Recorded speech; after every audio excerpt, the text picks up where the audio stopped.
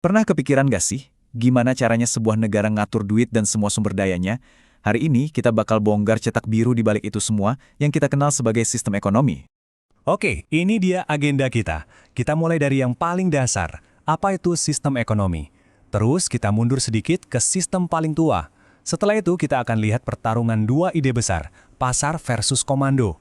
Lalu kita cek jalan tengah yang dipakai banyak negara. Dan yang paling penting, kita bakal bahas kenapa semua ini ada urusannya sama kamu. Oke, sebelum kita jauh-jauh, kita harus sepakat dulu nih, apa sih sebenarnya yang dimaksud dengan sistem ekonomi itu? Nah, pertanyaan-pertanyaan ini, apa yang mau diproduksi? Gimana cara produksinya? Dan buat siapa barangnya? Inilah inti dari semua persoalan ekonomi. Dan jawabannya ada di dalam aturan main yang namanya sistem ekonomi.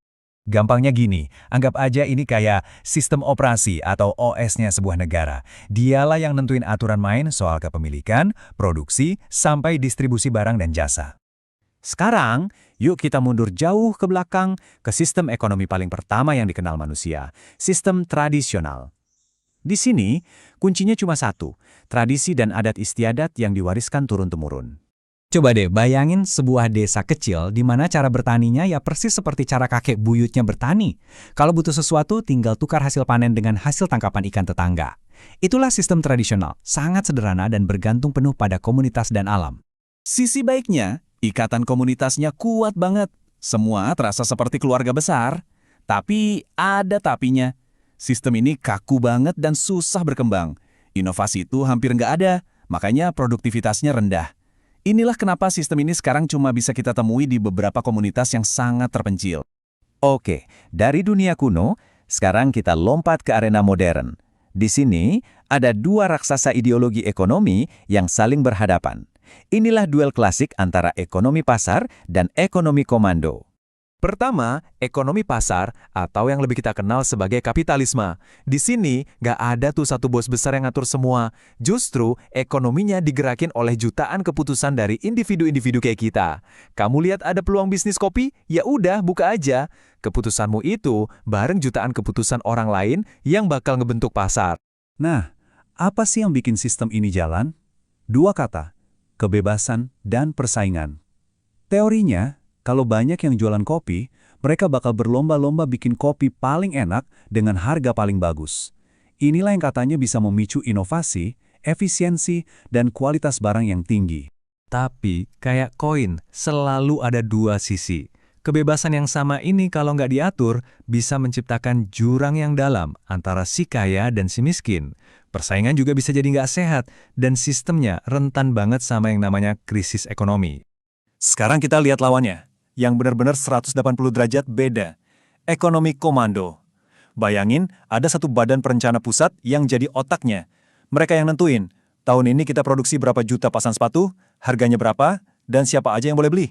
Semuanya terpusat, dikontrol penuh oleh pemerintah.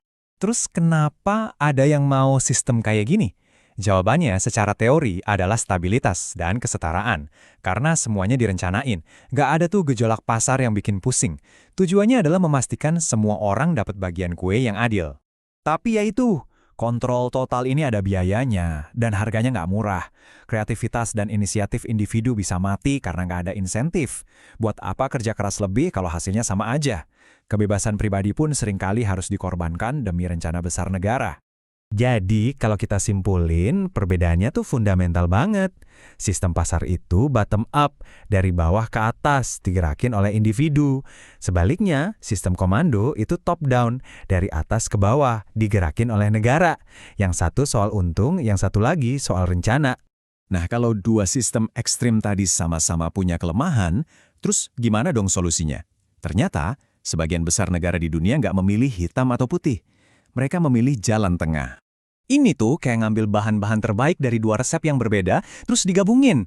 Mereka membiarkan pasar bebas bergerak untuk mendorong inovasi, tapi di saat yang sama, pemerintah ikut campur tangan buat nyediain jaring pengamanan sosial kayak pendidikan gratis atau layanan kesehatan, dan juga ngatur sektor-sektor yang penting banget.